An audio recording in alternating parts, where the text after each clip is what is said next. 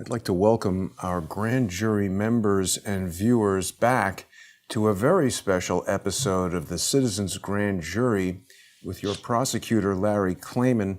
Larry, today we are joined by Dr. Judy Mikovits and her co-author, Kent Heckenlively. We're going to be hearing some expert testimony from them. What are we going to be looking at today in the indictment of Dr. Anthony Fauci? Well, we're not only going to seek the indictment of Dr. Anthony Fauci, but we're seeking the indictment of the People's Republic of China and its Wuhan Laboratory of Virology. So they're all wrapped up into one conspiratorial bow. But before I get into that, let's just recap where we are. This is the 8th edition of our Citizens Grand Jury. Previously, we have indicted Joe Biden, his son Hunter, and James Biden. We have preliminary findings. We are continuing to flesh out the indictments in that regard, and we'll be presenting them to you through your foreman. And also, we have indicted John Kerry with regard to his acts concerning his treasonous activity that we previously mentioned, as well as Mitch McConnell for also taking money under the table from Communist China laundered through his wife, Elaine Chao. So this is where we are as of today. Those indictments have already been obtained. We are now flushing out the charges to put them on notice. We will then try them. They'll have notice. They can defend themselves and are willing to appear, hopefully. If not, we'll try them in absentia, and we will also then seek their convictions and sentencing and seek to make that out peacefully and legally. But this week, there's been a lot of discussion, in particular, with regard to the People's Republic of China and its Wuhan lab, as well as Dr. Anthony Fauci, his involvement with having sent over to that Wuhan lab the seeds of COVID-19, a SARS derivative of that virus, which we have experts, and one of them is appearing here today, Dr. Judy Mikovits, as well as Kent Heckenlively, her partner, who has written a variety of books, and we're going to get into that with regard to viruses and exactly what's going on right now. And we'll be presenting another expert next week, Francis Boyle from the University of Illinois, and I'll bring in my Israeli colleagues as well, because Freedom Watch, and this is an absolute disgrace, it took Freedom Watch, our group, to file a class action against the Communist Chinese in Dallas, Texas. We have sought to serve the Communist Chinese on 2 occasions under appropriate procedures. The clerk of the court in Dallas sent the indictment, first by DHL, then by Federal Express. The Chinese, thumbing their nose at the American legal system, would you send a rejected. Chat message that I'm waiting in the waiting room, please? If you can, in the upper right-hand corner, you'll see 3 dots. Stay on mute, please. if you can mute the sound there, and we'll bring Judy like and maybe Kent he's letting at me the in appropriate now. moment. We can mute the sound. You should be good, Larry. Okay. Thank you, Judy and Kent. So we then sought to serve the Chinese, the Wuhan lab, the Chinese government. They rejected service, thumbing their nose at the United States and our legal system. And we went back to the court and we said, well, we need an alternative method of service. And the magistrate judge, who was not terribly cooperative, it doesn't surprise me, you know, I've talked about federal judges and magistrate federal judges before. Perhaps he's afraid himself of what might happen with regard to the Chinese, said, well, you have to go through the State Department. So we went through the State Department at great expense. It costs about $2,500 each time you try to serve, and it takes some period of time. The State Department, now being run by Joe Biden and Kamala Harris, sat on it. We inquired what's happening, and just the other day they came back with nonsense in terms of why we didn't serve it properly, give it to them properly, which is false, because actually we have served countries that are terrorist countries before, Iran, using the same exact method. So we're going to be pressing on the State Department to get the job done. But it tells you something about what you're up against in our accepted legal system. And this is why the Citizens Grand Jury is so important, because really all that matters is that the Communist Chinese and its lab at Wuhan get notice. That's all. And then they have an opportunity to defend themselves. But they don't want to defend themselves because if they come into court and they have to testify, then they'll have to lie under oath. And if they should ever visit this country again, potentially, they could be arrested, for perjury and obstruction of justice and other things. But this is the way it works. Americans do the same thing, believe me, dishonest Americans and others throughout the world. They flout our legal system.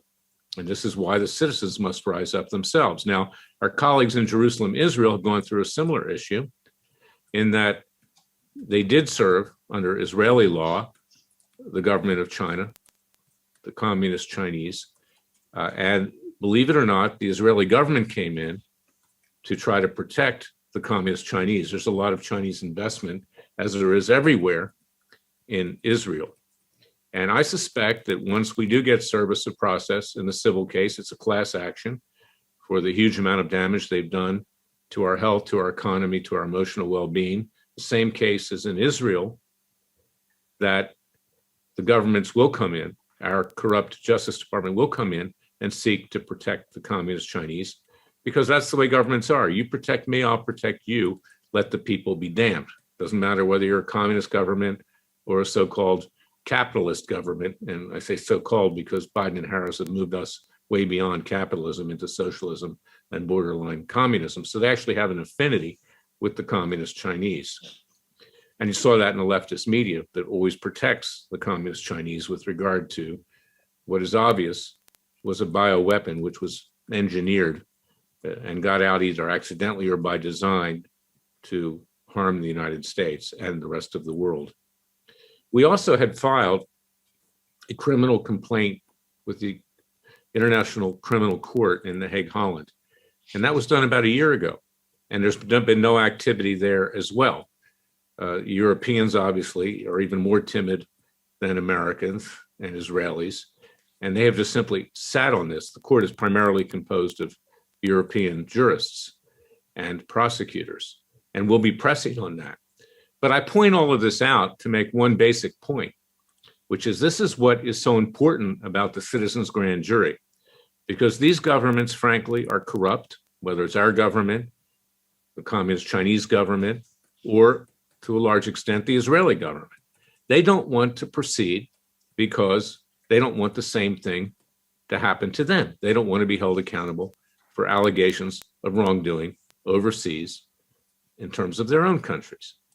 And today, we are seeking the indictment of the People's Republic of China and also the Wuhan lab, but even more importantly, someone who is within the jurisdiction of the United States clearly in terms of physical location, Dr. Anthony Fauci, notwithstanding his mixed messaging, notwithstanding the fact that most of the time he doesn't know what he's talking about, or at least doesn't wish to tell the truth to the American people, is the fact, as you'll hear testimony right now, Dr. Judy Mikovits worked with him at the Armed Forces at Fort Detrick, Maryland, which is where we study viruses, which is where we actually manufacture our own bioweapons.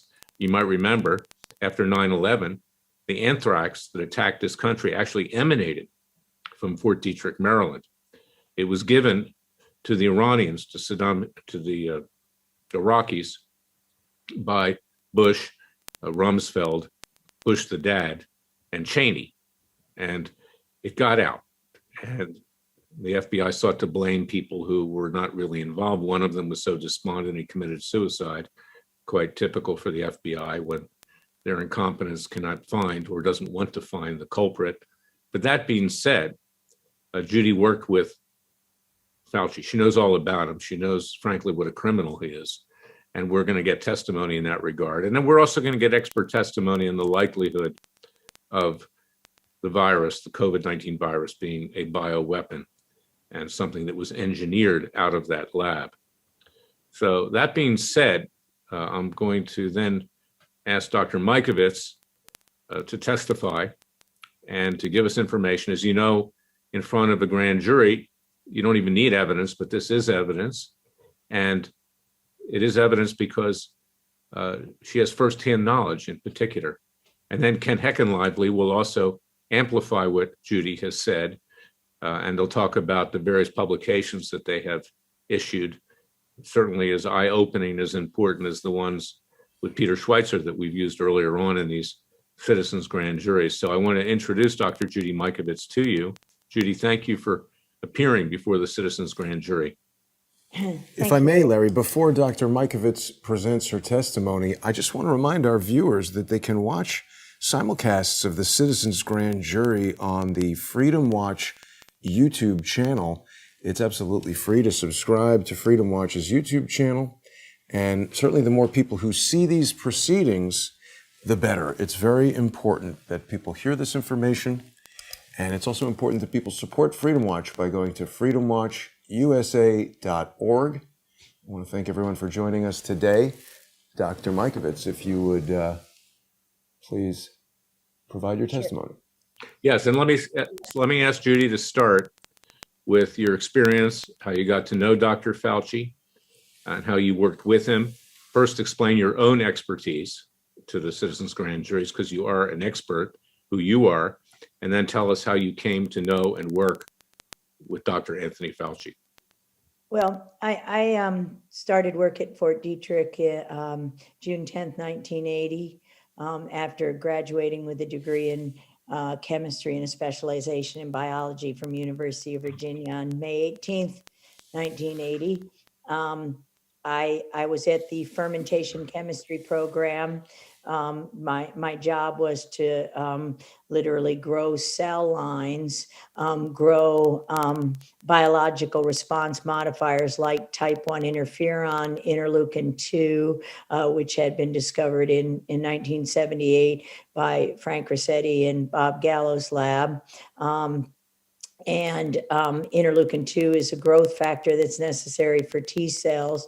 At the time in Japan, there was a serious aggressive T cell leukemia, T cell cancer that was just very deadly. And the ability to grow T cells and develop cell lines that were immortalized, essentially take from human beings with the disease, the cell lines, and isolate from those the viruses, which was done by Frank and Bertie Poise in Bob Gallo's lab at NIH. And so in the National Cancer Institute, it's important to know that the National Cancer Institute, when then President Nixon declared the war on cancer, I guess very early 70s, sorry, I was a kid, but I don't know the exact date, but he put the Cancer Institute at Fort Detrick in Frederick, Maryland, in what used to be biological warfare work. Not only the biosafety level 4 with USAMRIID, U.S. Army Research Institute of Infectious Diseases, which was literally, and I see Jason's depiction of Fort Detrick. There's a softball field, a baseball field, or an award ceremony field right across in between the building we worked in. It's literally a short walk from our biosafety level 3 lab in building 560 at the time, and later 567, across to USAMRIID's military institution. So I'm working in fermentation chemistry, literally growing the viruses. You must use a growing, immortalized, meaning lives and grows forever cell line in order to grow viruses, to study them, to isolate them, to expand them. You must use this. This is the work I did for isolating or making large quantities of that HTLV1 interleukin 2, purifying those viruses, before I even met and worked with Frank Rossetti. This was being done by Gallo, not at the time Tony Fauci, because the National Cancer Institute had the charge by the government. All the special cancer virus program did in 1980 to 1983 and longer was look for animal viruses associated, look for cancer causing viruses. So the entire program was cancer. And it's very important because Bob Gallo and Tony Fauci, then with the National Institute of Allergy and Infectious Disease, never worked at Port Detrick. So they were the bosses of studies. They funded studies. We were working for the contractor as President Ronald Reagan had been, and you know, it's kind of tough for this because then President Ronald Reagan had campaigned on reducing the size of the federal government.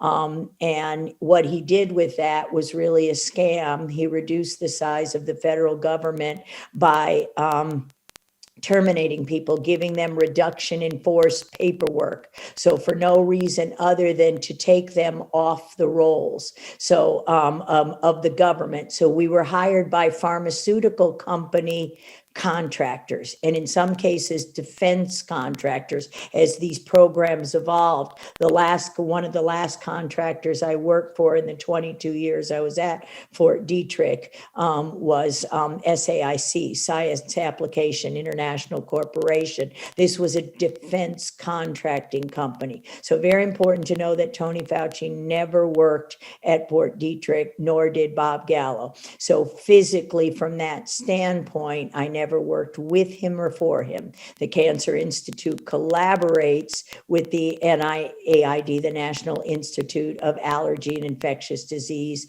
and they are but two of the more than 20 institutes in the NIH.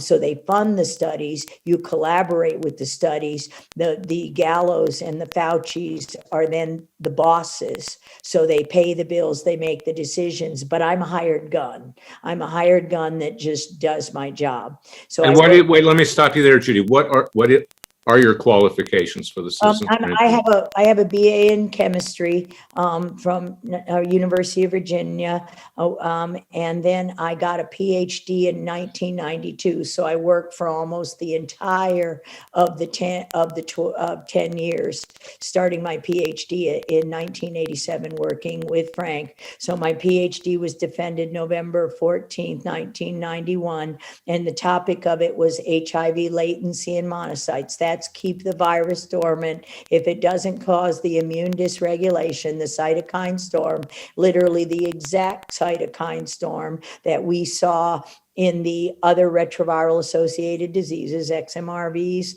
and HIV.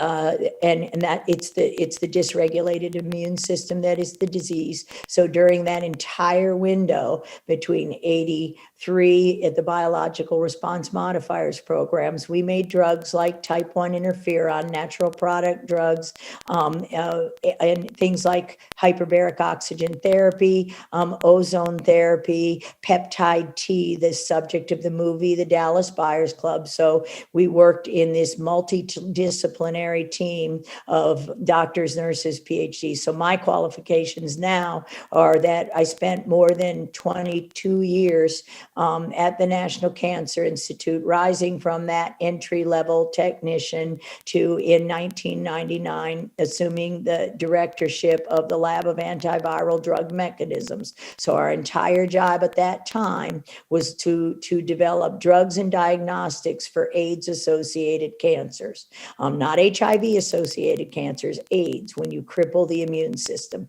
The virus is not the disease. Those are my qualifications. And during the 90s, I worked paid for by NIAID collaborations with the National Cancer Institute. I worked in that USAMRIID facility, I would say from 92 through 94. We published a paper late in the year in Nature showing how I was infecting, I was using bat tissues, I was isolating, taking Ebola virus and finding cell lines where the virus wouldn't kill them. If the virus kills the host, the virus is dead. It's okay. done. Let me stop you there. Excellent recitation of your qualifications. What information do you have that the seeds, I'm saying this in a layman's sense, a Klayman sense, okay, that the seeds of COVID-19 came from the United States, and that Fauci had something to do with it. There We is, can isolate on that, and yes, it was sent to Wuhan, and that we helped fund the research over there, and why. correct. There is a 2015 publication, and I'll try to pull it up, that I actually presented when I did the interview with Joshua Phillips, that aired, that was for the Epoch Times, that aired April 8th of 2020.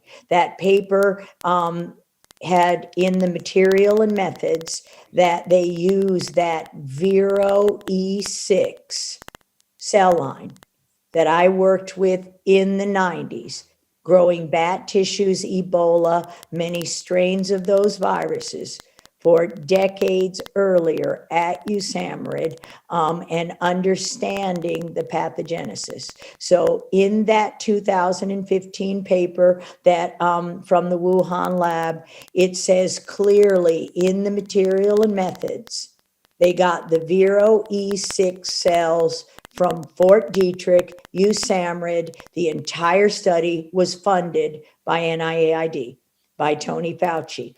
Many have asked me, oh, Judy, that has nothing to do with it. You can get Vero monkey kidney cell lines anywhere, and you can. They're all around the world. Now, the reason they needed that cell line from that source is they're the ones that had the parent viruses, had the original SARS, which SARS-CoV-2 is a variant, have SIV sequences, have the XMRVs, have the mouse viruses contaminating that cell line. It's been in that lab for however long, from 92 When to you're now. saying you're talking about the Wuhan lab? I'm talking about Fort Detrick's. Oh, Fort Detrick, okay. Fort Detrick's biosafety level 4. So the shipment, the cell line, the seeds, the cell line is the seeds. Literally, it's got 2 million cells in a 2 ml vial kept at liquid nitrogen temperature, and you simply pull the vial and you mail it around the world. And we do it all the time as standard operating procedure. And right there in the 2015 paper, 15 years after I left, or 14 years after I left the National Cancer Institute, they use that cell line, in these studies. But the seeds were already there. The viruses were already there. They'd been there for 30 years. In fact, the 2014 Ebola that killed 21,000 Liberians came straight from the Vero monkey kidney cell. We make our polio vaccines in there and other vaccines. We know it had 300 mutations, gain of function studies. Tony Fauci released that, in my opinion and basis, on the Liberians in Sierra Leone, killed more than 21,000 people and it was infectious transmissible Ebola. And this is in our book, Plague of Corruption, detailed. We know the mutations would not have occurred in nature, those gain of function studies. So those viruses have been in that laboratory in Wuhan since the mid-90s. And Tony Fauci conveniently directed the release of that in this program in 2014 to cover up William Thompson of the CDC's confession that, and you can see this all on NPR, and we've made slides and data and documented this in our 2 books and the thousands of pages that aren't in the 2 books. Why did Fauci do that? Why is he releasing these viruses to Wuhan and to other places? Dr. Mikovits, I just want to address a small technical issue.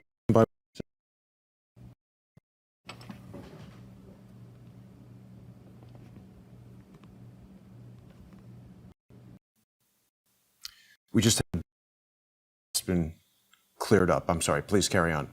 Okay, what I'm asking is what was the motive of Fauci releasing these viruses, the seeds of COVID-19?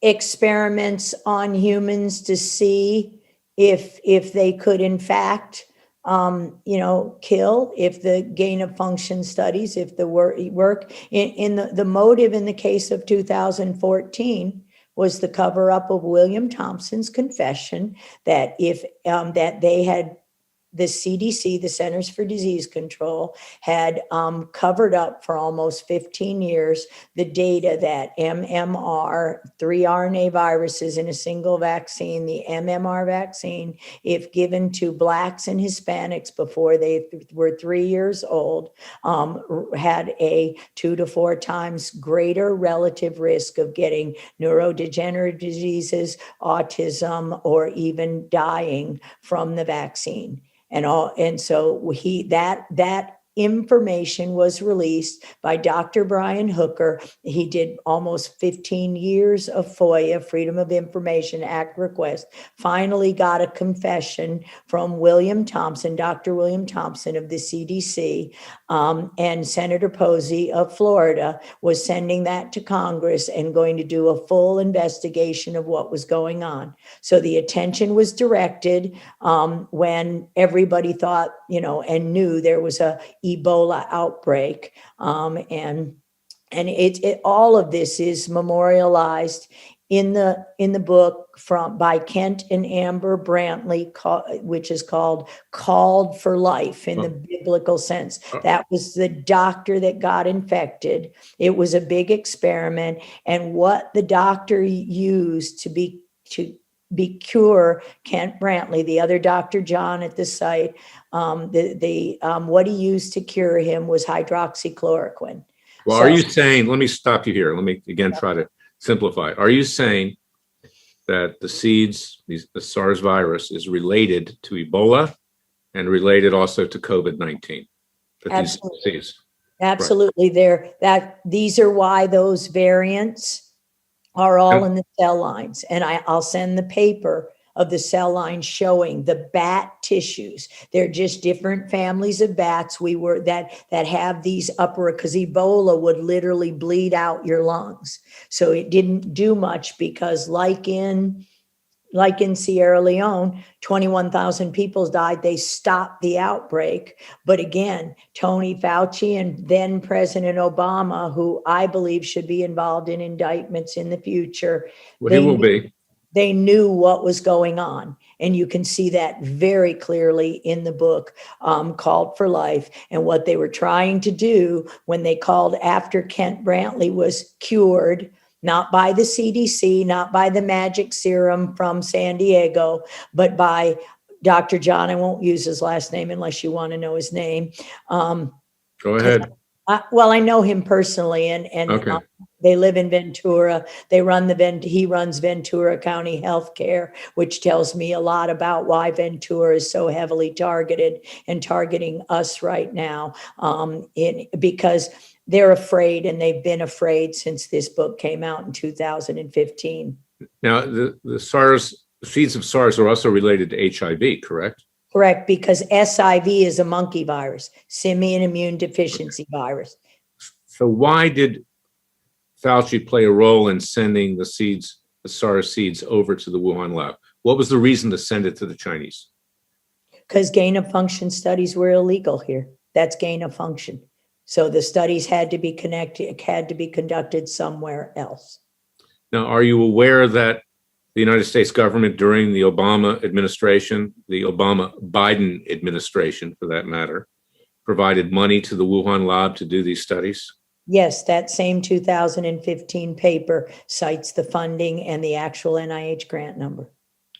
So Fauci and Obama and Biden were using the communist Chinese to do research on this virus because it was illegal to do it in the United States. Correct. Okay. Now, tell us what information you have as to whether or not you have reason to believe that the SARS seeds virus were then engineered by the Wuhan lab into a bioweapon. Well, I believe this from and I don't remember the name of the woman scientist's name, but she's concerned because what you do there is you could make single base changes such that you can get recombination events to happen. They're called splice acceptor and donor sites. So you can simply change one little base pair in the sequence and people won't notice, but the splicing happens very easily. So then you put the viruses back in the cell line, which is deficient in immune pathways like type 1 interferon. They can't gobble up and degrade these viruses. That's our frontline innate immune defense, that molecule that I was purifying in 1980. So the cell line is deficient in type 1 interferon. So if you make that change in an infectious molecular clone or otherwise, then you can get recombinants in only 2 weeks in one fermenter, in one 50-gallon, couple 100-liter fermenter. You can get cells where you really won't even know how many recombinants. And the female Chinese scientist that was doing this was concerned, because it's almost impossible to tell what's going to come in every fermentation, every time you grow hundreds of millions of cells. Why I have reason to believe this is exactly what was done with the XMRVs. The original sequence, which was in the gene bank, was changed in 2010 and 11 when our work wouldn't go away, showing how many strains of deadly, contagious, cancer-causing mouse viruses, how many strains were in every fermentation batch, every batch of the polio vaccine, every batch where you use the Vero monkey kidney cells. And we have a screenshot from 2011 when it was clear how heavily the blood supply was contaminated. And we had no idea it had anything to do with vaccines at that time, because that 2014 was when we learned of Brian Hooker's work right after our first book was in press. And this is why we wrote Plague of Corruption, because I said, I thought it was science and it was a plague of corruption. So at any rate, what you do when you change the splice acceptor and donor sites, in only 2 weeks, you can get many different recombinants, many different variants, every fermentation batch. And she knew that. And most people don't, because they don't appreciate when you use these cell lines as manufacturing plants. They're kept in the labs for sometimes up to 40 or 50 years. They're continuously growing, and they harbor all of these strains. So at any given time, when you start talking about the India variant or the this variant or the that variant, I guarantee you they know exactly what's in these cell lines, and you can get what I call the strain du jour. You can get a new variant, a new strain. They just changed the word variant. No, it's strains. And they told us in the XMRV, oh, that's impossible. So they took down our entire study and they said, oh no, pre-XMRV 1 variant and pre-XMRV 2, only once did this ever happen. That's why we named this this chapter in our book, Plague, the Immaculate Recombination.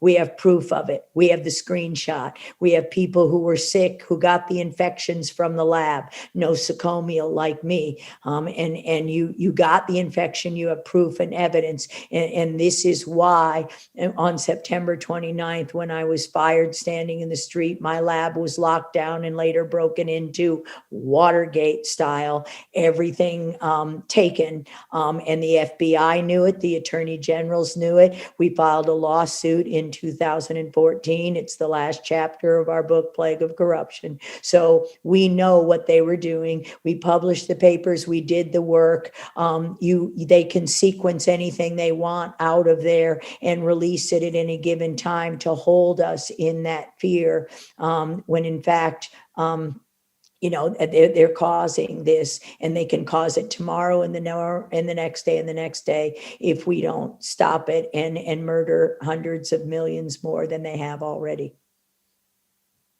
What other books have you written? And then we'll move on to the next topic. But what other books do you have that the grand jurors can review, and we'll go through them, as well as the American people, that bear on this issue?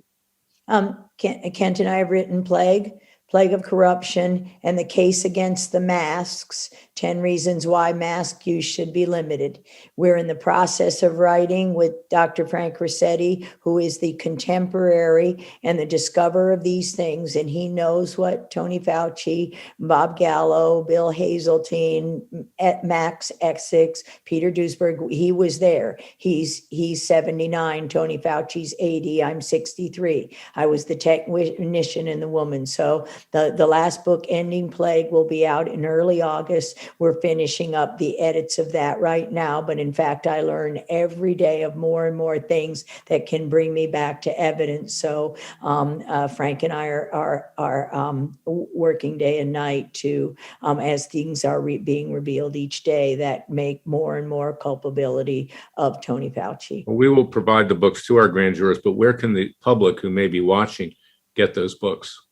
They can, the ones that are already published can be published at can be purchased at all major booksellers, Books A Million, Amazon, Barnes and Noble. The Ending Plague, and we encourage our listeners to pre-order that book now. It can only be pre-ordered from Amazon, and because of the pre-orders we got with Plague of Corruption, A Plague of Corruption was published April 14th of 2020, and it sold out April 15th of 2020. It's been heavily censored since that time, but essentially only the people who pre-ordered the book got a copy.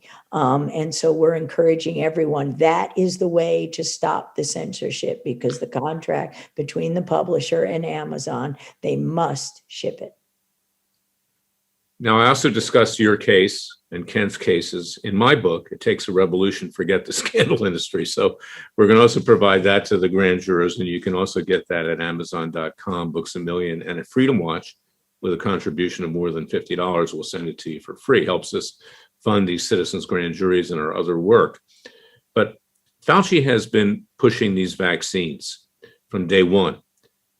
Why, in your opinion, your reasoned medical opinion, has he been pushing the vaccines? Does he have a financial involvement in that, to the best of your knowledge? Or even if he doesn't, why is he pushing them so hard? The vaccines that were created to allegedly cure or protect one from COVID-19. He absolutely has a financial interest with Moderna and many other patents over the years. And I think the best person to testify on that is Dr. David E. Martin, who is in Plandemic and Dr. Nation, which you can find at plandemicseries.com. And he's got a dossier that I can provide to you of the crimes, of the patents, of the violations, of the money interests. That Tony Fauci has. So absolutely from the beginning, he's had patents in the case of HIV/AIDS and that epidemic, the first murder of millions with this exact same process that Tony Fauci's directed. Now, the government has been pushing, to use the term government loosely, Biden and Harris, and even before that, President Trump, they've been pushing to take these vaccines. You see these commercials all over television and on radio. They're guilting the American people that they're risking other people's lives if they don't take it. What, in your reasoned opinion, your reasoned medical opinion and otherwise, are the side effects of these vaccines? Now, we've learned about them recently. We didn't know about them at first because they were covered up, whether it was blood clots or whether it was some other kinds of side effects. But what are the side effects based on your experience that you can experience short-term, medium-term, and long-term? And we'll also talk to Ken about that. Well, I mean, simply stated, number one of the goals, the people who will die first from the injection of the spike protein, I'm just not going to call them vaccines because they meet no legal or biological definition. They cause the disease, fever, headache, chills, other things in the vulnerable. The spike protein alone is the HIV envelope, The XMRV envelope, known as syncytin and other gamma retroviruses, which is cross-reactive. Every animal has one. So monkeys have a syncytin gene, that envelope. And the third one is obviously the SARS ACE2 receptor. So the syncytia means fusion. So syncytia with viral envelope show you cells fused together. In our body, syncytin is important for the embryo to implant into the uterus. So when you inject another animal's syncytin, you will, number one, change a woman's cycle because she sees that gene go on only during certain places in a woman of childbearing ages and in the menstrual cycle. So when you turn that gene on, it says prepare the uterus to implant the fetus at the time. So syncytin's only expressed at certain times. What we did work back in 2004 to show if syncytin was expressed in the brain, it caused the cytokine storm that is characteristic of COVID and multiple sclerosis, Guillain-Barré, ME, myalgic encephalomyelitis, another disease of inflammation of the brain and the spinal cord. When these envelope proteins, there's a neuro-AIDS that is associated with like an Alzheimer's-like disease, and it has nothing to do with the copy number of the virus. All of our work was in this over the last 40 years. So my opinion and what we saw in the clinical trials and what we're seeing now, the blood clots are the ACE2 receptor lining all the capillaries. Syncytin is like Velcro, not covalent, Velcro, sticks them together. You see prion-like diseases when syncytin is expressed in the brain along with the precursor protein of prion. It's your own cellular protein expressed in the gene, and it gets misfolded when it comes through, and the syncytin is expressed at the same time. It can cause what's called spongiform encephalopathy. Your brain looks like it has a lot of holes in it because your immune system attacked itself. When you inject another animal's genome or virus, and you have the same expression from our 8% of our genome that is silenced viruses, that was my PhD thesis, silence in it, it doesn't cause disease.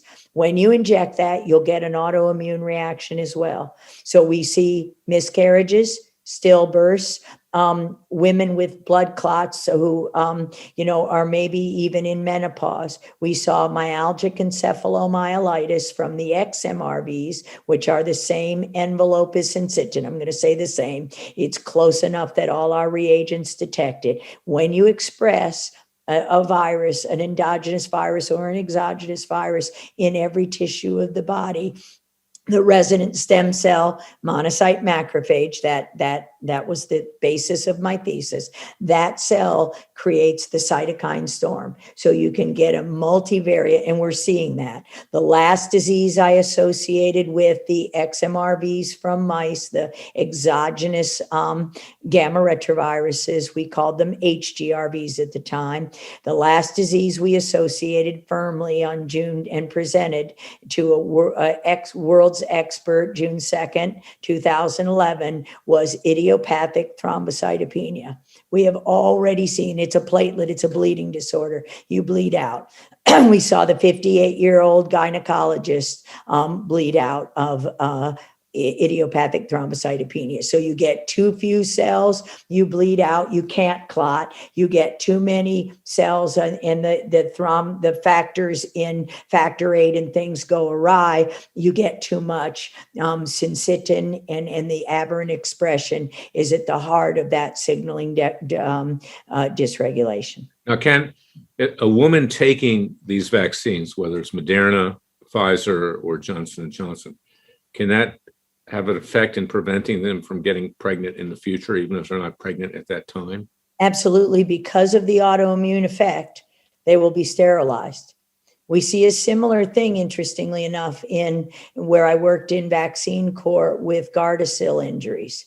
And you can, that 25% of the kids with the Gardasil, and that relates to the lipid nanoparticle and HPV. When you express viruses in the wrong tissue, more than 25% of the people getting the Gardasil injury or sterilized, the lipid nanoparticle that packages and protects the RNA from Moderna or the proteins, that particle with the polyethylene glycol, the women that are getting the COVID shot will have a relatively rapid autoimmune defect. We see the Parkinsonian shakes. We see the Huntington. You've seen the films on the High Wire and other shows of these injured girls who are now these young women who are now not only probably sterilized, but will never have a normal life.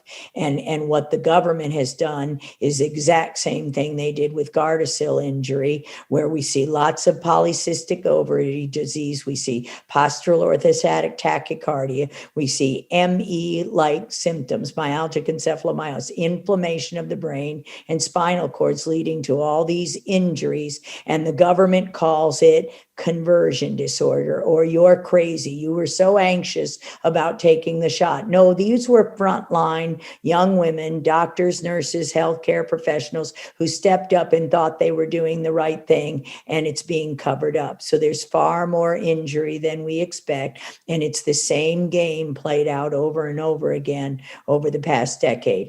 It's important to note, the 6% of America, the last studies we did, the number was 6% of the controls had solid evidence of XMRV infection, made an antibody, had proteins. That 6% will die if given that shot almost immediately from the autoimmune reaction. I believe Tony Fauci's goal is to cover it up.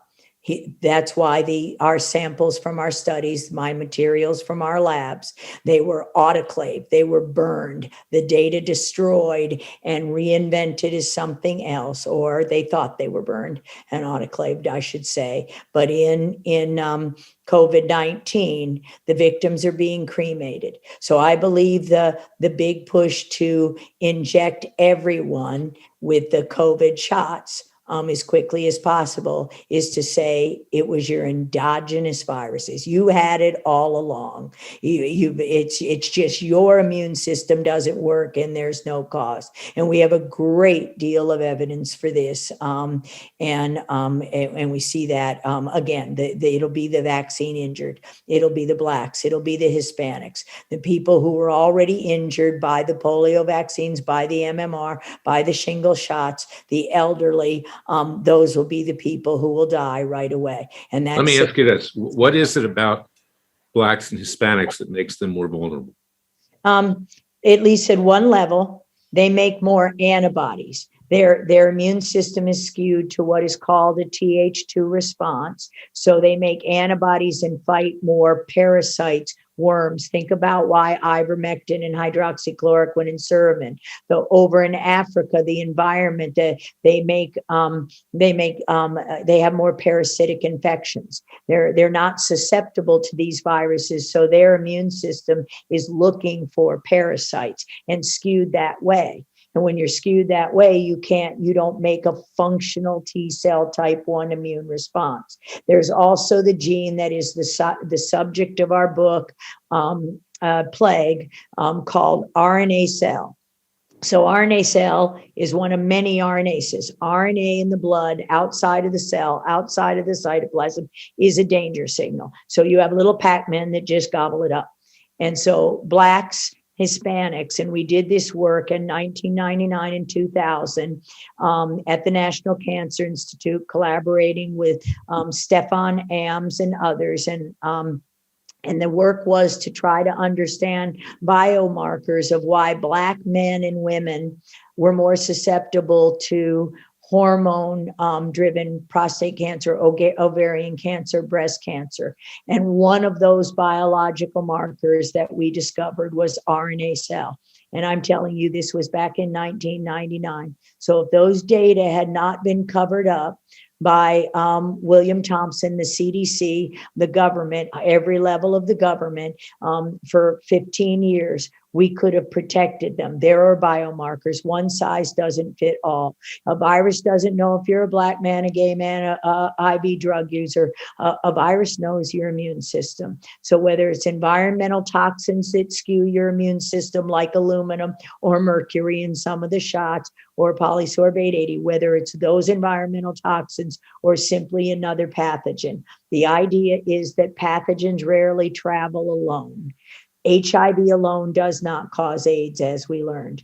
What in the summer of 2011, when John Coffin, Ian Lipkin, Harold Barmis were what I call waterboarding me and Frank Rossetti in order to get us to say there was no XMRV and it was not associated with these diseases.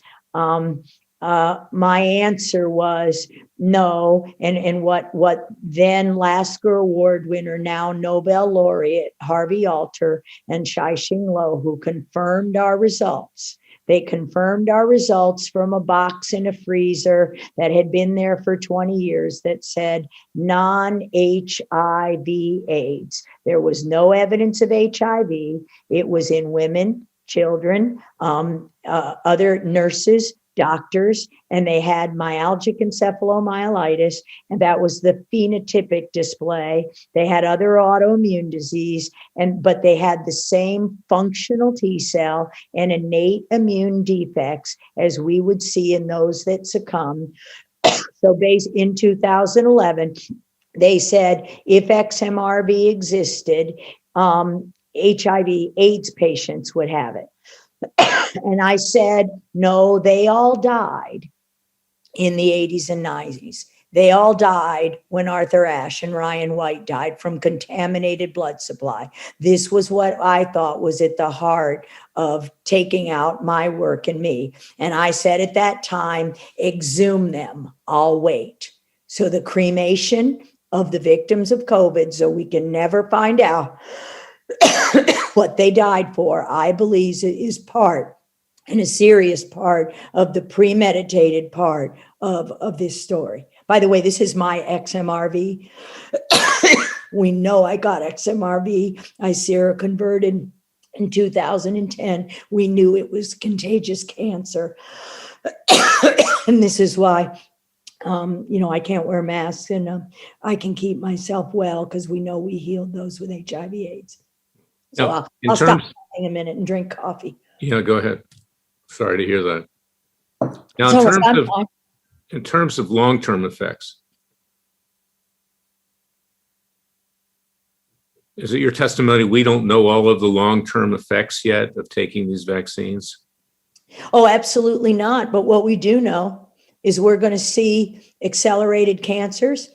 We're going to see accelerated Parkinson's. Think about Lou Gehrig's disease, long associated with retroviral expression and infections, even HIV. We did that work. I isolated HIVs from somebody with Lou Gehrig's disease. We're already seeing bucket challenges. The cost to our economy, Alzheimer's disease. There's a protein called TDP40. TDP40 is tar DNA binding protein 40. It's a transcription factor that turns on and off HIV. So the silenced virus will come across. We already see that in Alzheimer's. We already see the accelerated aging. We see young and men and women, particularly in the military, PTSD, psychosis, cancer. I give you the military family of Sheila Ely and her husband, Ronnie, and they're heavily vaccinated. Sheila Ely is the mother of Temple, who is the injured kid, black child, who got MMR, a double dose. We know from the movie Medical Racism and the work of Children's Health Defense, we know how a double dose of MMR vaccine was given to the children in the inner city, the blacks and kids in the inner city of LA in the mid 90s, killing and maiming men. So we see the cancers. Sheila Ely has cancer. Her son is injured. We see those immunological defects. They're acquired immune deficiencies. The military is heavily vaccinated. We see the migraines. We see the capillary, the bleeding disorders. As I said, so you can see the diseases accelerated. It's called accelerated myelopoiesis. Your innate immune system is exhausted. Your blood stem cell, TGF-beta, this is Frank Rossetti's expertise and ours. It just produces so many monocytes, natural killer cells, dendritic cell, because it does not have the energy, the mitochondria or the energy of the cell. We simply won't have the energy to go fight the billions of particles, so that those people with comorbidities will have an imbalanced host response to SARS-CoV-2 and die immediately. But children, for generations, children and others can end up with cancers very young. We have a 41-year-old daughter-in-law with colon cancer. We're seeing neuroendocrine tumors where it's every day cancer in 30-year-olds. Just lost somebody from Gardasil cervical cancer caused by the Gardasil injection. So when you mix the vaccines in all the schedule, it's important to understand that the COVID vaccine, that shot of just the disease-causing entity will spin every organ system to attack itself, and nobody knows the long-term effects. Judy, your condition right now, you acquired that condition by virtue of working with these viruses, correct? Correct. Actually, the government knows it, and Tony Fauci knows it. And that's the chapter of our book. I believe it's chapter 8 of Plague.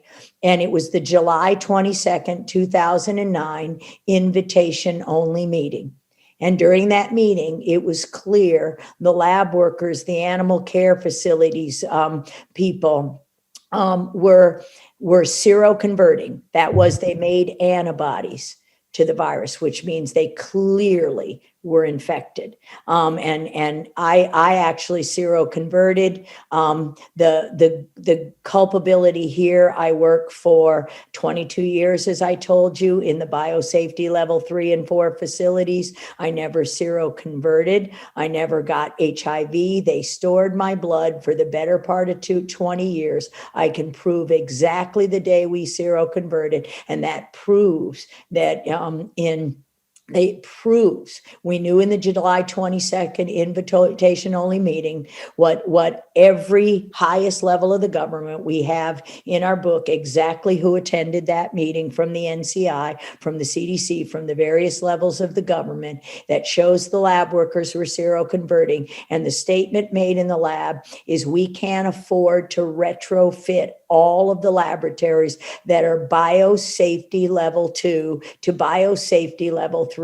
And we certainly can't afford to pay for the injured who caught these. And many of my colleagues, as you see in Plague of Corruption, died because they were biosafety level 2. And after I was fired, locked down, and taken out of science, and they thought they had all the data, they were publishing papers from 2012, 13 on up to this day, said unintended release of a biosafety level 2 contaminant.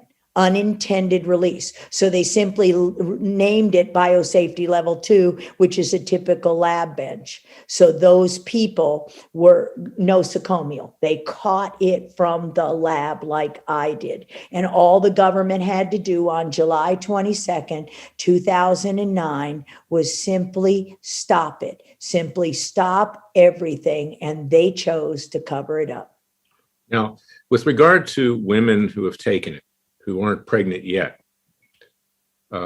is there a greater risk if they do bear a child later of mutations of that child? Absolutely, and lifelong disease and cancer. Absolutely, because Do you know what kind of mutations will occur? Is it autism or what? I mean, what other Down syndrome, anything to that effect? Well, I don't Put call words in them, your mouth. Yeah. I don't call them mutations as much as I call them epigenetic. It's the expression of the gene dysregulated. So what you're going to see is gene expression, which in effect can look like a mutations. So you'll absolutely see multiple sclerosis, cancers. We're seeing in the young women right now a cancer called acute myelogenous leukemia. That is a cancer of 80-year-olds who fail to methylate and silence and turn on and off their tumor suppressor and oncogenes according to the programming, provided by God of our cells. So this is, we are seeing, this is a disease of 80-year-olds. We've seen 15 years old with acute myelogenous leukemia. It's deadly. We are already seeing the explosion of childhood cancer. And so you'll see childhood cancer, you'll see Parkinson's, if the child survives, and certainly autism, certainly children without brains, without the ability, without the ability to communicate. We're seeing blindness, a lot of blindness, a lot of sensory processing disorders, lots and lots of lung disease, and asthma, as we know. Now Pfizer came out in the last several weeks and said that the vaccine won't last more than 6 months. You'll have to be revaccinated for booster shots. The others have acknowledged that as well. Is that accurate in your opinion? Is it? I mean, what does all this mean? Do you need to get vaccinated more than 6 months? Because from my perspective, the big pharma has a huge profit motive here. They're making trillions and trillions of dollars. The politicians, Biden and Harris and others before them, the motive is political, that we somehow are your savior, that we're going to save the country and the world with these vaccines. Vote for me. But what's the truth here about the need to get revaccinated, even assuming that the vaccine works? Well, again, the works is a term in quotes. Yeah, there's no evidence of that. So, and again, it's not the booster shot. In my opinion, I believe that this emergency use authorization was used to have a control group, and that there were hot lots and there were saline lots. And I believe, just as in the original clinical trials where they were stopped very quickly and everybody was inoculated, I believe the boosters are going to be so that they can, once they do their experiments on people and see who if anything I'm saying comes true, which we can see it is now, the people who have been injured and died from the COVID shot in 4 months has exceeded every vaccine on the schedule since the National Vaccine Injury Compensation Act. So this is the deadliest shot, the deadliest month. And I believe the booster shot is to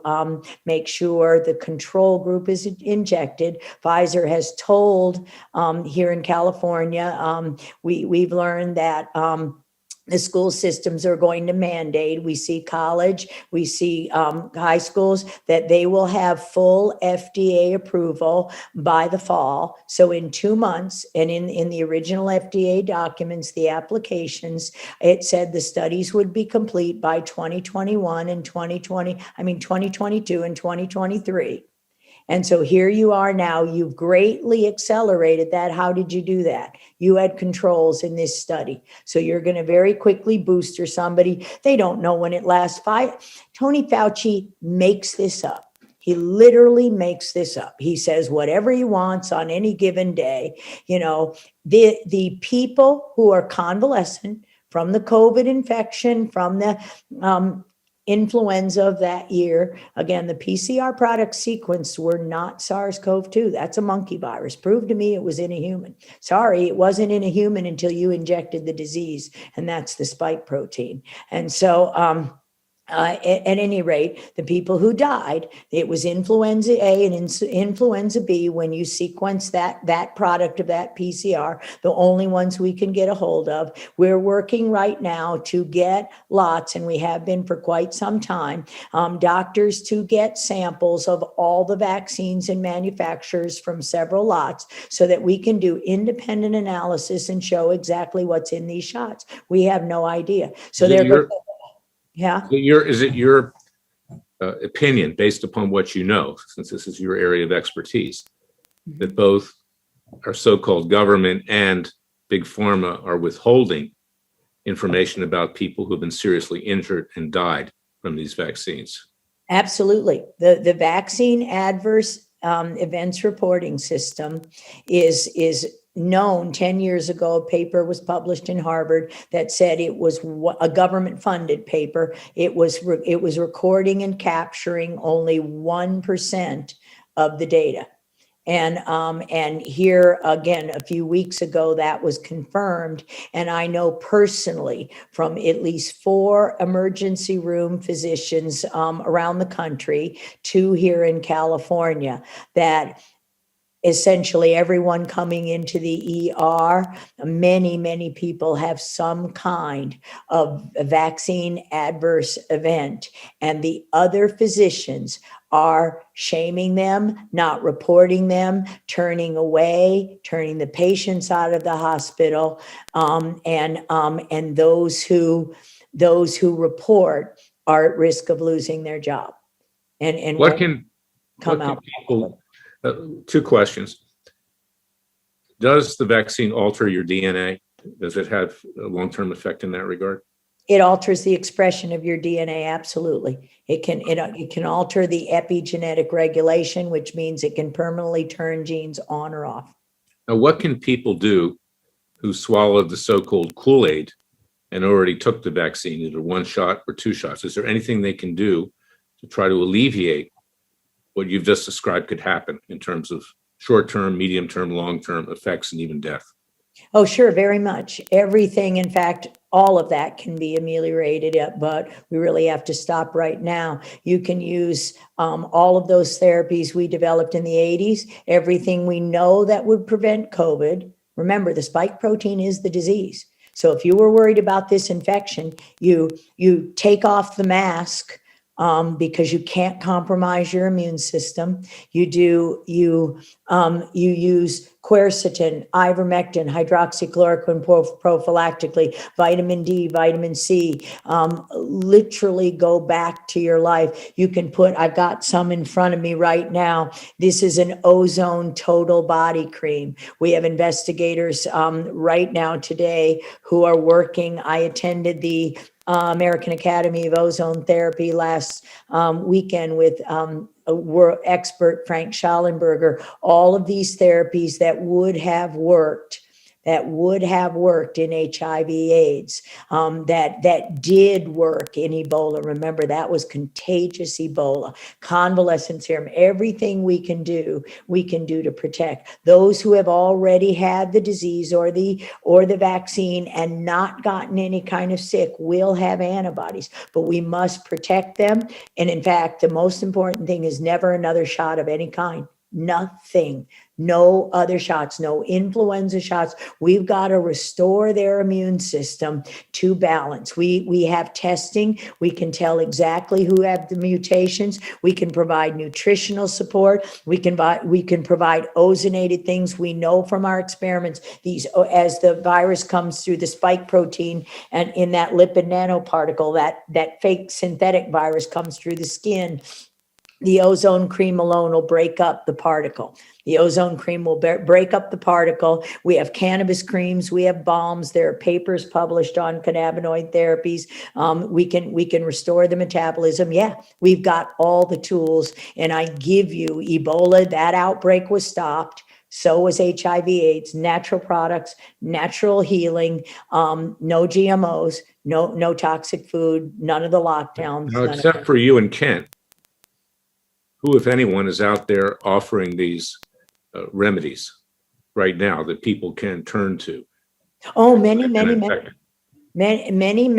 chiropractors around the world. Starting last September, I talked to very large groups of chiropractors. I gave presentations to the International Academy of Oral Medicine and Toxicology. Kent and I are I'm a chemist. All I do is educate the doctors. I educate the doctors and they practice. The American Frontline Doctors are doing that. Simone Gold, Lee Merritt, it. We're Dr. Sherry Tenpenny. I am this weekend at the Free and the Brave conference in Yuba City, California, where Dr. David Martin, Dr. Henry Ely is another one. Many, many, many doctors worldwide are waking up. And that's why the censorship of us and in the recent events of me being, taken off a plane inappropriately are a problem. We've got to stop the censorship and allow us, the scientists, to speak and silence Tony Fauci and these criminals. And that's why we're here. Now, based upon your knowledge and experience, Tony Fauci, who's become, in effect, the Pope of vaccines. Okay, no disparagement to the Pope for anybody that's Catholic. Okay, but why isn't he out there, based on your opinion and your knowledge, providing this information to the American people and to the world? To cover up 40 years of these crimes against humanity and the murder of millions of people. We could have stopped AIDS with peptide T. We could have stopped AIDS with interferon, HIV/AIDS. We did stop Ebola, the contagious Ebola. The courageous doctors in the book I mentioned, Called for Life, with convalescent serum. So now what they're doing is saying, oh no, if you got the infection last year, you're not immune. Antibodies drive disease. We saw that in HIV/AIDS. Tony Fauci, in my opinion, experience and knowledge, is covering up his crimes of 4 decades, calling it something else. And he escapes what is the truth. So in effect, notwithstanding what he did to create the situation, the cover-up is causing millions of people to have serious health consequences, if not death. COVID-19 is the cover-up. And had the FBI and the attorney generals of Nevada not kept under seal for 5 years, the Ketam, the whistleblower lawsuit that I brought forth at pro se, best I could do, no lawyers will touch this, that lawsuit was dismissed in October of 2019. They had all of the data and everything I've told you on terabyte hard drives. It's the last chapter of our book, Plague of Corruption. Had they done their job then, we wouldn't have COVID now. If you can, Judy, Dr. Mikovits, come back next week. We'll continue with this. If you have the time. If not, we're going to make time at a subsequent citizens grand jury. We have a lot of stuff to do to present to the American people. It's not just a question of exposing criminality and prosecuting. It's a question of giving information to the American people so they can defend themselves, so they can save themselves from these effects of the vaccines. Right. We have COVID-19. So you're performing a great service in giving them information that they can then take and go see various physicians and other experts and research themselves so they do not experience these short, medium, and long-term effects. I want to turn it over now to Kent Heckenlively, your partner. Kent, give us your background, your expertise, how you came to work with Dr. Mikovits, and tell us, in your words, you're like me, you're a layman, okay, in many ways, what it is, the essence of what Judy is saying. I mean, everybody can figure out what Judy's saying because she's extremely intelligent and bright, but you are very helpful in terms of putting it in very simple language. And if you can do that, that would be great. Thank you, Larry, for having me on. So my background, I graduated with a double major in English political science from Paris College in 1985. I was chosen as the school's Rhodes Scholar candidate. I graduated from Golden Gate University Law School in 1990. I was on law review as a writer and editor. I came to know Judy about 10 years ago, shortly after the publication of her article in the journal Science, which is the world's most prestigious journal of original research. Started writing our book, Plague, in probably about 2011, published in 2013. Since that, then we've gone on to write a number of other books together. We wrote The Case for Masks. Now, one thing is you cannot buy this book on Amazon. You can only buy it at Barnes & Noble or from Books A Million, Simon & Schuster. because even though our publisher, Skyhorse, has a book called The Case for Masks, which is allowed to be published on Amazon, Amazon has banned the case against masks. So that's part of the censorship. Really, along with Dr. Brian Hooker, who is really my unacknowledged co-writer on this book, Inoculated, How Science Lost Its Soul in Autism. This is about the Dr. William Thompson case. This was published in 2016, republished in 2020. This is all about how our medical system has gone after the African-American community. Also, with Dr. Joseph Cummins, I wrote the book called The Case for Interferon. This is a book which received a preferred review from Kirkus. It's all about the interferon that Dr. Mikovits has talked about. And then there's our book, Plague of Corruption, which became a #1 Amazon bestseller, #2 on the New York Times bestseller list. So I think that my superpower, if you can say that, is that I can simplify complex ideas for the general public. And then what I do is I make sure that I talk to people, that I'm collaborating with acknowledged experts in the field, like Dr. Mikovits, to make sure that I'm rendering things accurately. So you would ask me here specifically to talk about Dr. Anthony Fauci. And I'd like to do that. And as you say, as an attorney, I think like an attorney, and hopefully I can present a certain narrative which may be more understandable to the general population. So let me talk about Dr. Anthony Fauci. In my opinion, the way to understand Dr. Anthony Fauci is that he sits on top of a throne of corruption. Okay? That throne of corruption is our entire public health system. Now, let me talk a little bit about that throne. This is a throne that Tony Fauci has helped to build, just as J. Edgar Hoover built the FBI, then proceeded to violate the civil rights of Americans for decades. I'm an attorney, but for the past 15 years, I've been a middle school science teacher, okay? And so I think that's given me a different perspective of things. So there's a way that science is supposed to work, okay? The way science is supposed to work is basically there's supposed to be a republic of experts, if you will, okay? And those leading scientists will guide science and medicine in certain directions. But that got changed, as Dr. Mikovits talked about, with the founding of the National Cancer Institute.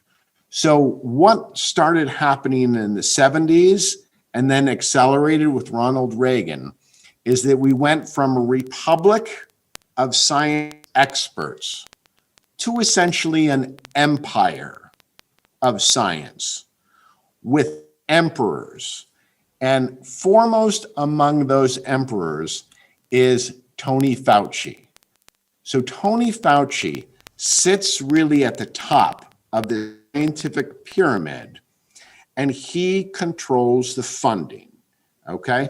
Funding to a scientist equals survival. And Fauci puts himself at the center of that funding. I want to talk about Tony Fauci's failings in 4 different areas, and I think I can get through this in about 10 minutes. First of all, the failure in HIV/AIDS. Okay, as Dr. Judy Mikovits talked about, there's really the Th1 and Th2 pathways. Okay, and so the Th1 pathway in HIV/AIDS patients was really where we needed to focus our intervention. To the best of my understanding, Tony Fauci had patent rights in a whole bunch of Th2 drugs. He pushed those for years at the expense of the Th1 pathways, resulting in the death of millions. Also, Tony Fauci was pushing later drug intervention rather than early drug intervention. Dr. Judy Mikovits' pioneering research suggested that as soon as HIV was detected in a person's system, we needed to intervene with the drugs at appropriate levels so that they would silence the virus and they would never develop AIDS. Judy defended her research shortly after the basketball player Magic Johnson was diagnosed as having been exposed. The question that she was asked was whether he would develop AIDS and die. Her answer was no, because they were intervening quickly. And as everybody knows, Magic Johnson is still alive. The second failure of Tony Fauci was in chronic fatigue syndrome. Now, chronic fatigue syndrome, also known as MECFS, strikes primarily, but not exclusively, women.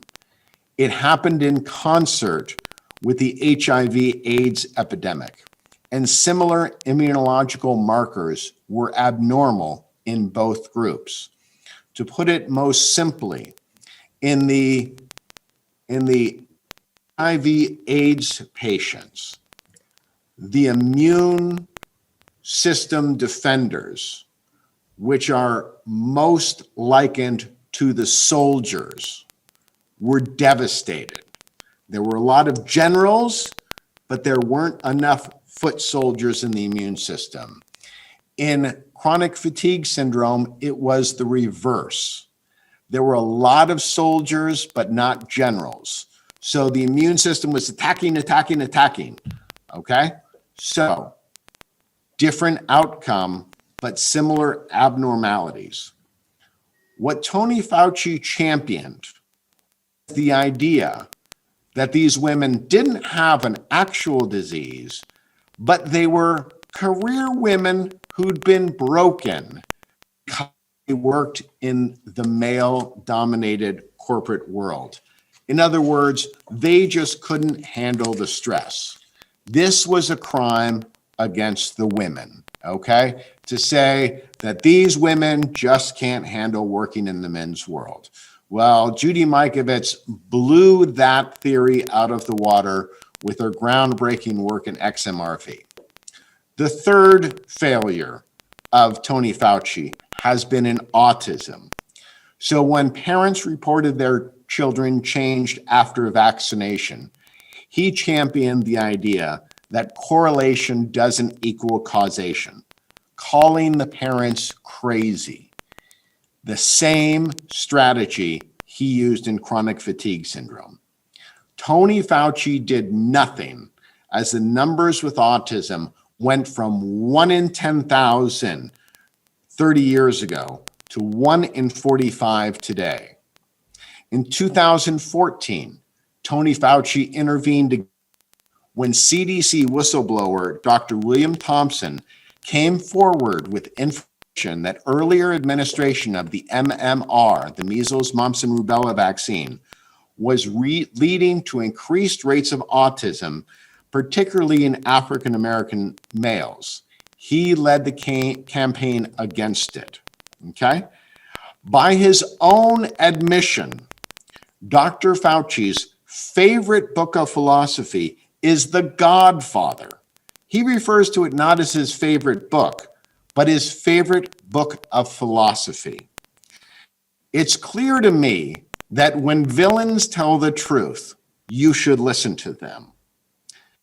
It's my contention that Fauci acts like a mafia don, getting others to do his dirty work so his hands remain clean.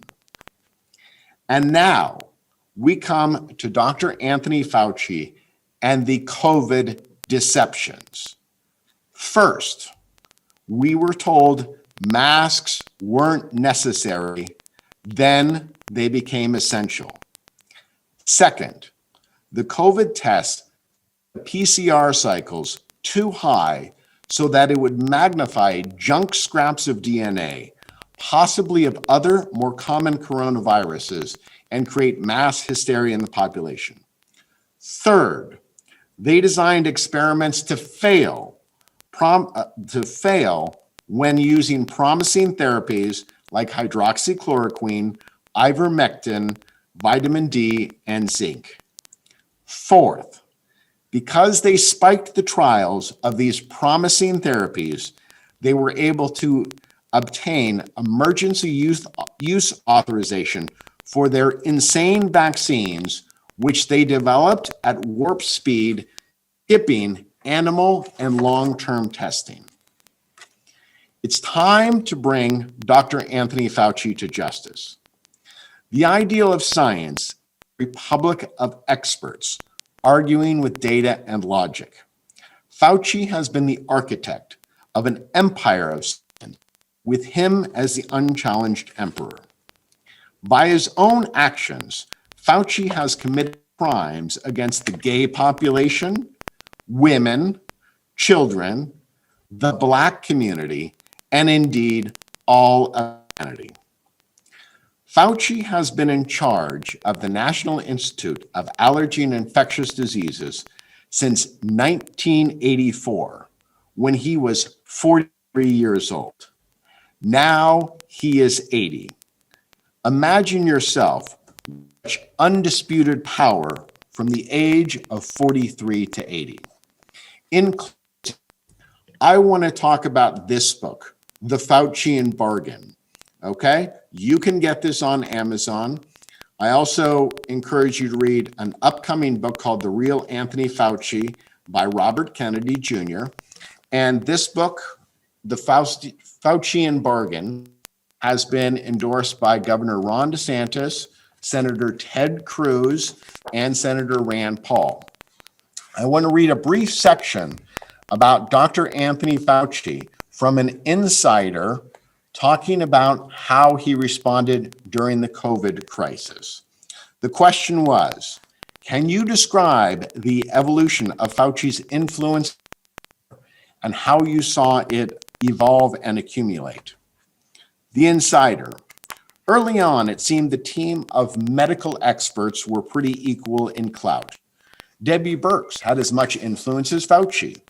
CDC Director Michael Redfield had as much say as Birx, and so on. But the entire team came from largely the same gene pool, if you will. Birx and Fauci started to move forward because that's what they do. And they came in highly regarded for their past work on infectious disease, global pandemics, and their work on AIDS. However, as time went on and we started getting real-time data beyond just these frightening models and projections, that data didn't always corroborate the narrative. So we began to push back on them, and not always because we disagreed or suspected something was amiss, but because science, by definition, is supposed to be tested, not just taken at face value because someone said so. Fauci would not to this, and when you're having these conversations internally, eventually you're going to defer to doctors you presume have more of airborne viruses. But their stories didn't always add up. For example, we were told there was no human-to-human transmission. Obviously, that didn't turn out to be true. There were other things that didn't turn out to be true, but it's a novel virus. So at first you wanted to trust experts to some degree, especially when you've got airports and cruise ships still out there that could be mass carrier events, and you're struggling to get a handle on the situation as soon as you can. And it was Fauci who said repeatedly, not just in the news, but also in meetings, that the flu was much worse. He even told us at first that COVID wasn't something we should be concerned about and that we don't need masks. So, in conclusion, it's time to bring an end to Tony Fauci's 37-year reign of fear and terror. And with that, I'm happy to take any questions, Larry. Well, we're going to table the questions till next week, Ken. Can you come back next week on our Citizens Grand Jury? We'll schedule it so it's convenient for you and yes. Judy. Yeah, we've been going an hour and a half. But I want to play right now just some video with regard to China. Okay, what's been going on there as well. But you've certainly performed a tremendously valuable service, the two of you, for the American people, because this information does not come out on Fox News. It does not come out on MSNBC. It does not come out on CNN or any other place. Is that, in fact, they've deified Fauci and they are presenting false information to the American people. We live in this cancel culture world, which is a nice way of putting it. But consequently, the American people do need to wake up, and they do need to research things. They need to take what you and Dr. Mikovits have said and take it a step further, because we don't know the long-term effects, much less the short or medium-term effects fully, because the information is not being disclosed. And your Freedom Watch is going to be filing Freedom of Information Act requests following up on this information.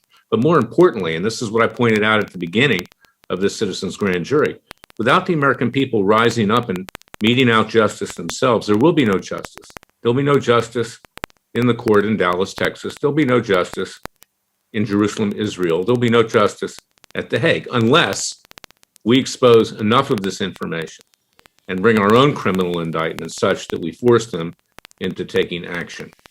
And as I write about in my book, and you're both in my book, I might add, as not just witnesses in this case, but my esteemed and valued clients, is the fact that we can't trust the federal judges, the judges who have been put there with campaign contributions, perks, and sometimes out and out bribes, that Jefferson said, because they're unelected, unaccountable to the people, would become despots and tyrants, causing us to shed the blood of patriots and tyrants again every 20 years, adding what's a few thousand dead to refresh the tree of liberty. Now, Jefferson did not want to see anyone dead or hurt, and neither do I, and neither do you, and that's why we're doing what we're doing right now.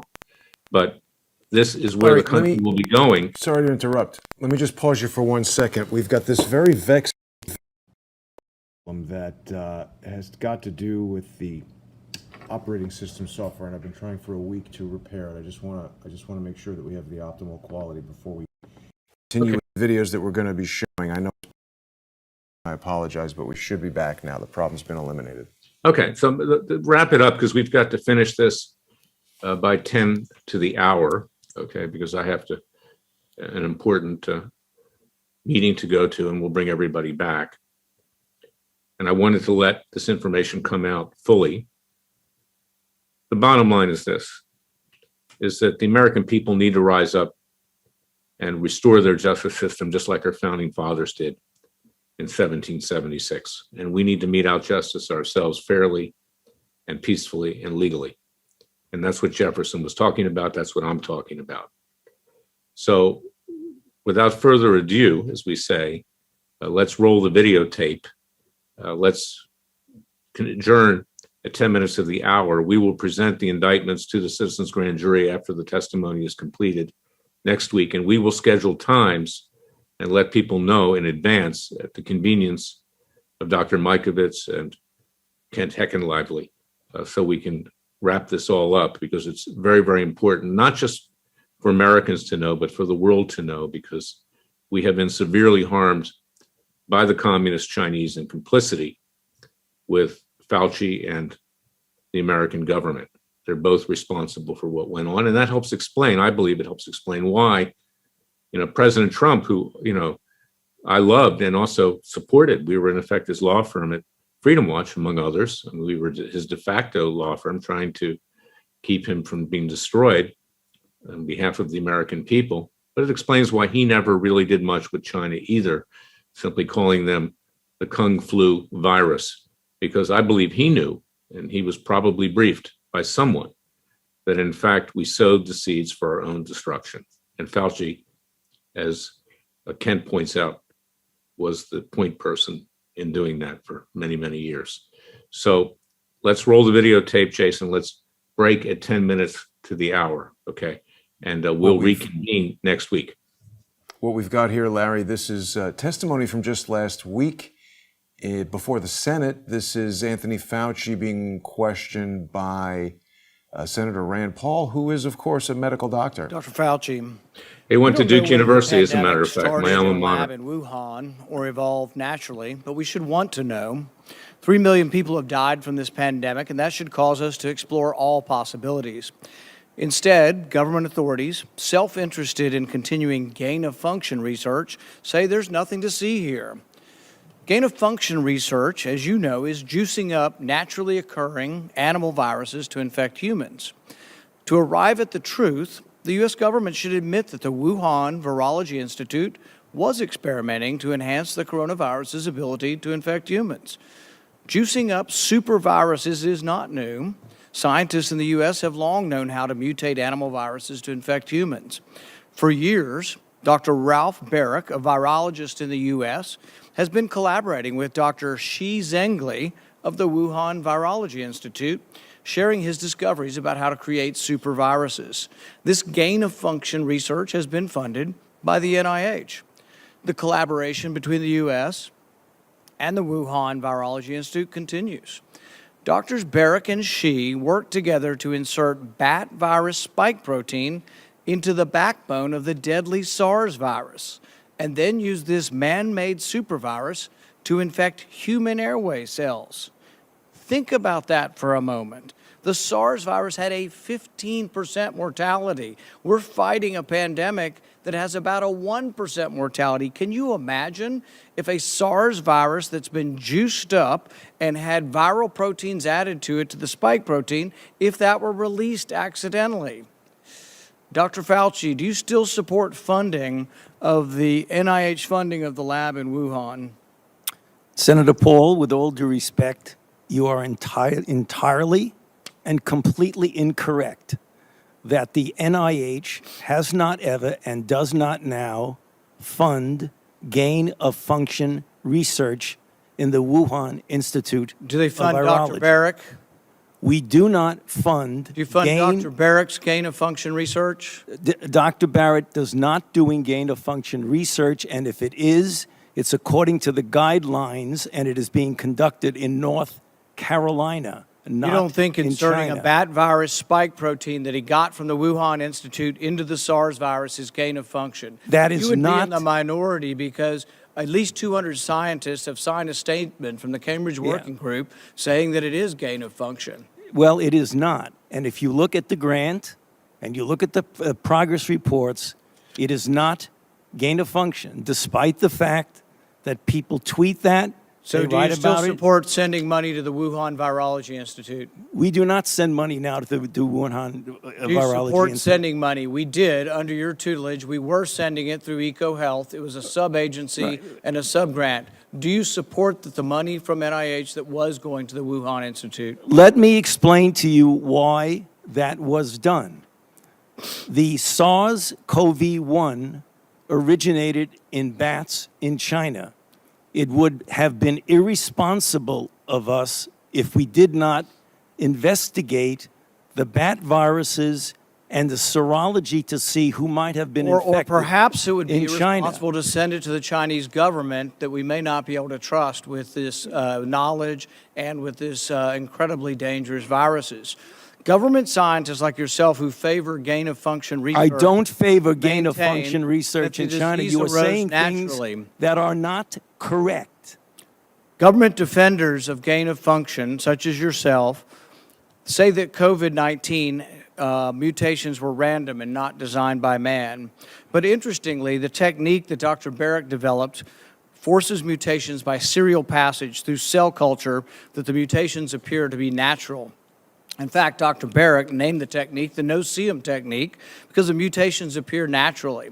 Nicholas Baker in the New York Magazine said nobody would know if the virus had been fabricated in a laboratory or grown in nature. Government authorities in the U.S., including yourself, unequivocally deny that COVID-19 could have escaped a lab. But even Dr. Shi in Wuhan wasn't so sure. According to Nicholas Baker, Dr. Shi wondered, could this new virus have come from her own laboratory? She checked her records frantically and found no matches. That really took a load off my mind, she said. I had not slept for days. The director of the gain-of-function research in Wuhan couldn't sleep because she was terrified that it might be in her lab. Dr. Barrick, an advocate of gain-of-function research, admits the main problem that the Institute of Virology has is the outbreak occurred in close proximity. What are the odds? Barrick responded, could you rule out a laboratory escape? The answer in this case is probably not. Will you, in front of this group, categorically say that the COVID-19 could not have occurred through serial passage in a laboratory? I do not have any accounting of what the Chinese may have done, and I'm fully in favor of any further investigation of what went on in China. However, I will repeat again, the NIH and NIAID categorically has not funded gain-of-function research to be conducted in the Wuhan Institute of Virology. You support it in the U.S. We have 11 labs doing it, and you have allowed it here. We have a committee to do it, but the committee has granted every exemption.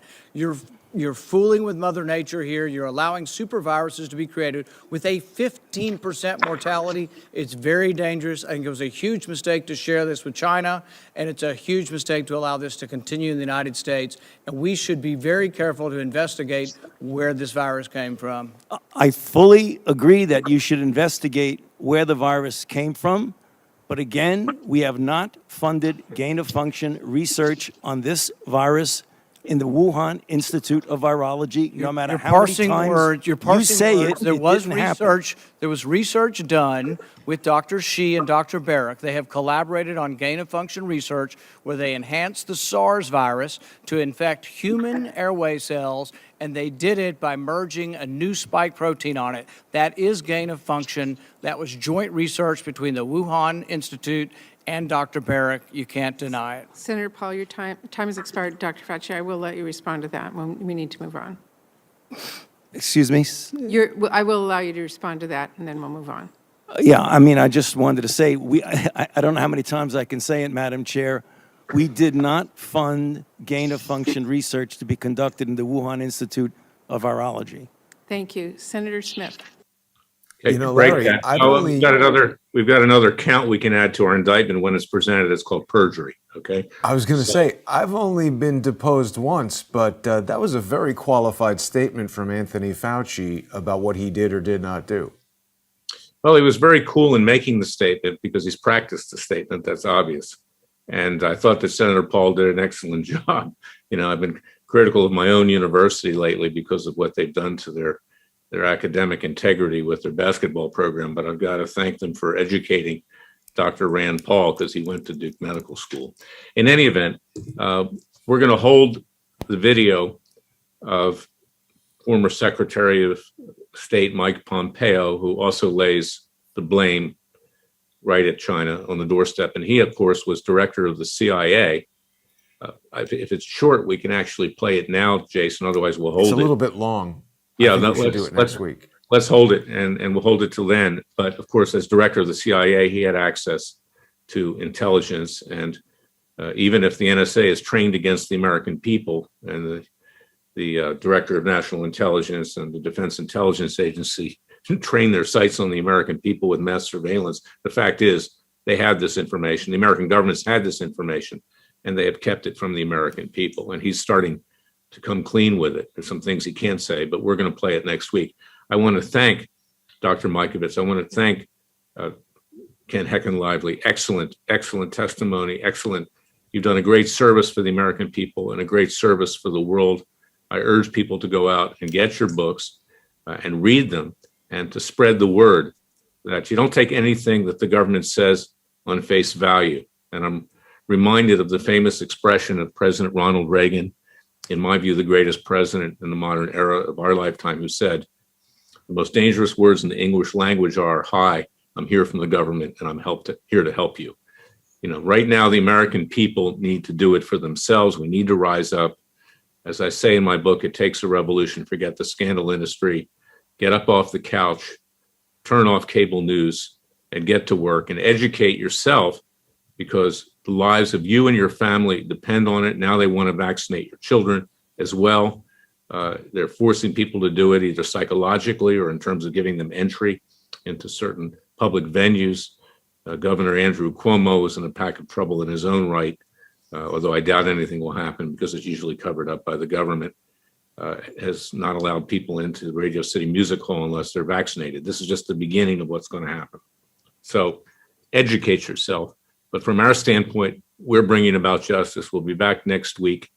with the 9th session of our citizens grand juries, and we will let people know far and wide when they can tune in. But thank you, Judy, and thank you, Kent, for your fine testimony and for your service. You're true American patriots who are there for the American people. We appreciate that. Larry, I also want to thank everyone who's been watching us today, and I want to remind Crowdsource the Truth viewers and supporters of FreedomWatchUSA.org that they can now get information about and register to join the Third Continental Congress. It's going to be happening July 5th and 6th in Philadelphia, Pennsylvania. This is going to be a historic event, so I really hope that people will join us. It's being hosted by Freedom Watch, and I hope that people will visit FreedomWatchUSA.org and make a tax-deductible contribution. Larry and his team at Freedom Watch can't conduct these citizens' grand juries and important events like the Third Continental Congress without your support.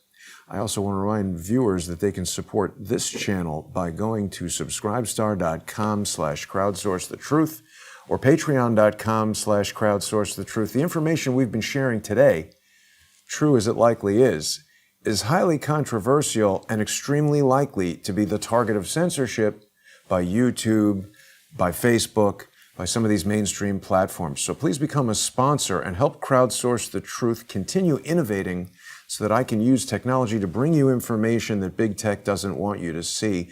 Larry, thank you so much for another excellent citizens grand jury. I want to thank the jurors. Well, let me be clear about this, Jason. If people start messing with sending information to the American people that they need to know, then these entities, YouTube and the rest of them, will be indicted as well, because that will be criminal as well. So that's a warning to anybody that seeks to censor anything that we're saying. We're trying to educate the American people. And if Rand Paul can say it, the Senator of the United States can say it, then Freedom Watch and our witnesses can say it too. So let that be a warning. Let the line be drawn in the sand in that regard. So that's where we are today. We'll be back next week. I want to thank everybody for participating in this Citizens Grand Jury. God bless you. Stay safe and educate yourself and your family. You are the most important commodity, the most important treasure that the American nation has, the new nation. And we will be inviting Dr. Mikovits and Mr. Heckenlively to the Third Continental Congress. I hope that they appear, because they're going to be very important in terms of forming a new nation. Well, we have the same nation, but at least declaring independence and getting a real government that protects us, not the one that we currently have. God bless you all. Thank you. Thank you, Larry. Thank you to our grand jurors, and thank you to our expert witnesses. I'll see everyone later with Jack Cashel.